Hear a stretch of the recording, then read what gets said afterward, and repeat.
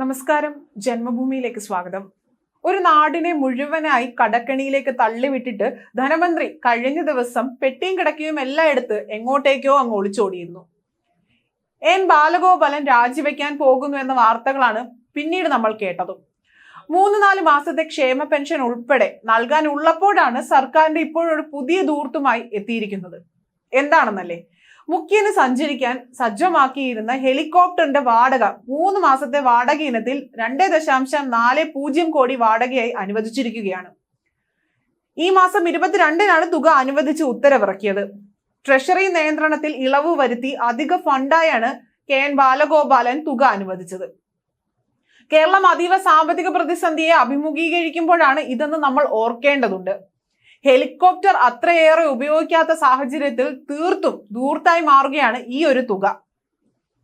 ഹെലികോപ്റ്ററിന്റെ 3 മാസത്തെ വാടക ആവശ്യപ്പെട്ട് മെയ് 6-ന് സംസ്ഥാന പോലീസ് മേധാവി മുഖ്യമന്ത്രിക്ക് കത്ത് നൽകിയിരുന്നു.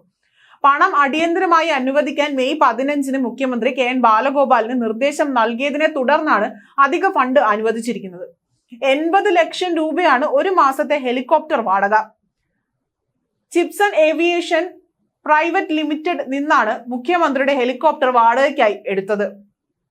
എന്തായാലും ഇതെല്ലാം നിലനിൽക്കെ വേറൊരു വാർത്ത വരുന്നത് മുഖ്യമന്ത്രി പിണറായി വിജയന്റെ മകൾ വീണ വിജയനെതിരെ കണ്ണൂർ ജില്ലാ കമ്മിറ്റിയിലും യോഗത്തിലും വിമർശനം ഉയർന്നു എന്നതാണ്. ഇത് നേതൃത്വത്തെ തന്നെ ഞെട്ടിച്ചു കളഞ്ഞിരിക്കുകയാണ്. എന്തായാലും ചരിത്രത്തിൽ ആദ്യമായിട്ടാണ് ഇത്തരത്തിൽ മുഖ്യമന്ത്രിക്കും കുടുംബത്തിനുമെതിരെ സ്വന്തം തട്ടകമായ കണ്ണൂരിൽ നിന്ന് വരെ ആരോപണങ്ങൾ ഉയരുന്നത്. മുഖ്യമന്ത്രിയുടെ മകൾ വീണയുടെ കമ്പനിയായ എക്സാലോജിക്കൽ നടത്തിയ മാസപ്പടി വിവാദം പൊതുസമൂഹത്തിൽ പാർട്ടിക്ക് അവമതിപ്പുണ്ടാക്കി എന്നാണ് കണ്ണൂരിലെ ഒരു മുതിർന്ന നേതാവ് കഴിഞ്ഞ ദിവസം നടന്ന തിരഞ്ഞെടുപ്പ് അവലോകന ജില്ലാ കമ്മിറ്റി യോഗത്തിൽ തുറന്നടിച്ചത്. അത് വളരെയധികം പാർട്ടിക്ക് ക്ഷീണം ഉണ്ടാക്കുകയും ചെയ്തു. ഈ വിമർശനങ്ങളിൽ മുഖ്യമന്ത്രി കടുത്ത അസ്വസ്ഥനാണ് എന്നാണ് ഇപ്പോൾ അറിയാൻ സാധിക്കുന്നത്. കരിമണൽ കർത്തയോട് മാസപ്പടി വാങ്ങി എന്ന വിവാദത്തിൽ വീണ എന്തുകൊണ്ട് പ്രതികരിക്കുന്നില്ല എന്നും ഇദ്ദേഹം ചോദിച്ചു. പാർട്ടി നേതാവായ എ.കെ. ബാലനല്ല വീണയ്ക്കെതിരെ ഉയരുന്ന സാമ്പത്തിക ആരോപണങ്ങൾക്ക് മറുപടി നൽകേണ്ടത്. മുഖ്യമന്ത്രിയും കുടുംബവും ഇക്കാര്യത്തിൽ മൗനം പാലിക്കുന്നത് പാർട്ടിയെ സംശയത്തിന് നിഴലിൽ നിർത്തുന്നു എന്നാണ് മുതിർന്ന നേതാക്കളിൽ ഒരാൾ ആരോപിച്ചത്. മുഖ്യമന്ത്രിക്കെതിരെയുള്ള വിമർശനം കത്തിക്കയറുന്നതിനിടെ തടസ്സപ്പെടുത്തിക്കൊണ്ട് എം.വി. ഗോവിന്ദൻ ഇതിനെ ഇടപെട്ട് രക്ഷാപ്രവർത്തനവും നടത്തി. ഗോവിന്ദൻ മുഖ്യമന്ത്രിയെ പറഞ്ഞപ്പോൾ ഒന്ന് പൊതിയാൻ ശ്രമിച്ചു, ഒന്ന് രക്ഷിക്കാനായിട്ട് ശ്രമിച്ചു. എതിരാളികൾ മക്കളെ അല്ല മുഖ്യമന്ത്രിയെ തന്നെയാണ് ഒറ്റുതിരിഞ്ഞ് ആക്രമിക്കാൻ ശ്രമിക്കുന്നതെന്നും ഗോവിന്ദൻ ചർച്ചയിൽ ഇടപെട്ടുകൊണ്ട് പറഞ്ഞു. തനിക്കും കുടുംബത്തിനും എതിരെയുള്ള ആരോപണങ്ങൾ നിയമസഭയിൽ പ്രതിപക്ഷത്തിന് എണ്ണി മറുപടി പറഞ്ഞതാണ്. ഈ വിശദീകരണം പാർട്ടിക്കും ബോധ്യപ്പെട്ടിട്ടുണ്ട്. നമ്മുടെ പാർട്ടിയുടെ PB അംഗം കൂടിയാണ് സഖാവ് പിണറായി വിജയൻ.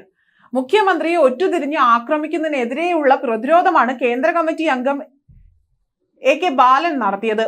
അത് പാർട്ടിയെ വലതുപക്ഷ മാധ്യമങ്ങൾ കടന്നാക്രമിക്കുന്നതിനെതിരെയാണ് എന്ന് എല്ലാവരും ഓർക്കണമെന്നും ഗോവിന്ദൻ പറഞ്ഞു. കേരളത്തിൽ LDF-ന് തുടർഭരണം കിട്ടിയത് പിണറായി വിജയന്റെ നേതൃത്വത്തിലാണ് എന്നത് നമ്മൾ ഓർക്കേണ്ടതുണ്ട്. ഒരു തിരഞ്ഞെടുപ്പ് തോൽവി ഉണ്ടാകുമ്പോൾ കഴിഞ്ഞ കാര്യങ്ങൾ തള്ളിപ്പറയുന്നത് ശരിയല്ല എന്നും മുഖ്യമന്ത്രി ശൈലി മാറ്റണമെന്ന് പറയുന്നത് എന്തുകൊണ്ടാണ് എന്ന് മനസ്സിലാകുന്നില്ല എന്നും കഴിഞ്ഞ തിരഞ്ഞെടുപ്പ് കാലത്ത് മാത്രം ഉണ്ടായതാണോ ഈ ശൈലി?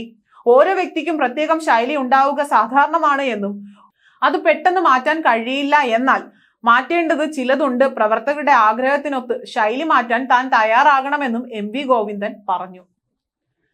എം.വി. ഗോവിന്ദൻ വളരെയധികം മുഖ്യമന്ത്രിയെ സംരക്ഷിക്കാനായിട്ട് ശ്രമിക്കുന്നുണ്ട്. എന്നാൽ ഇതിന്റെ എല്ലാം ഉത്തരവാദി പിണറായി വിജയൻ തന്നെയാണ് എന്ന് ഗോവിന്ദനും അറിവുള്ള കാര്യമാണ്. എന്നാൽ അത് തുറന്നു പറയില്ല ഒരിക്കലും. മുഖ്യമന്ത്രിയെ ഒറ്റുതിരിഞ്ഞ് രാഷ്ട്രീയ എതിരാളികളും വലതുപക്ഷ മാധ്യമങ്ങളും കടന്നാക്രമിക്കുന്നത് പാർട്ടി നോക്കി നിൽക്കരുത് എന്ന് കണ്ണൂർ ജില്ലാ സെക്രട്ടറി M.V. ജയരാജനും യോഗത്തിൽ പറഞ്ഞിരുന്നു. സദുദ്ദേശ്യമല്ല ഇത്തരം വിമർശനങ്ങൾ, പാർട്ടിയെ തകർക്കാനുള്ള ഗൂഢാലോചനയാണ് ഇതിന് പിന്നിലെന്നാണ് നാം തിരിച്ചറിയണമെന്നും M.V. ജയരാജൻ ആവശ്യപ്പെട്ടു. സോഷ്യൽ മീഡിയയിൽ 80ഓളം ഓൺലൈൻ ചാനലുകൾ സജ്ജമായി പ്രവർത്തിക്കുന്നുണ്ട്. ഇതിൽ ഭൂരിഭാഗവും മന്ത്രിമാരെയും പാർട്ടിയെയും LDF സർക്കാരിനെയും ഇകഴ്ത്തി കാട്ടുന്നതാണ്.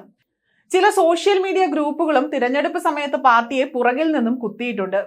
പക്ഷെ ഇവരീ പറയുന്ന ഫേസ്ബുക്ക് അല്ലെങ്കിൽ സോഷ്യൽ മീഡിയ പേജുകൾ ഇവരുടെ തന്നെ ആണ് എന്നുള്ളത് നമ്മൾ ഓർക്കേണ്ടതുണ്ട്. കാരണം പോരാളി ഷാജി എന്ന ഇടത് സൈബർ ഇടം അല്ലെങ്കിൽ സോഷ്യൽ മീഡിയ പേജ് നമുക്ക് എല്ലാവർക്കും അറിവുള്ളതാണ്. എന്നാൽ ആ പേജിൽ പോലും ഇടത് സർക്കാരിന് വിരുദ്ധമായ പോസ്റ്റുകൾ വരെ ഉണ്ടായി. അതെല്ലാം ഇവർ ഏത് കണക്കിലാണ് കൂട്ടുക എന്നത് നമ്മൾ അറിയേണ്ടതുണ്ട്.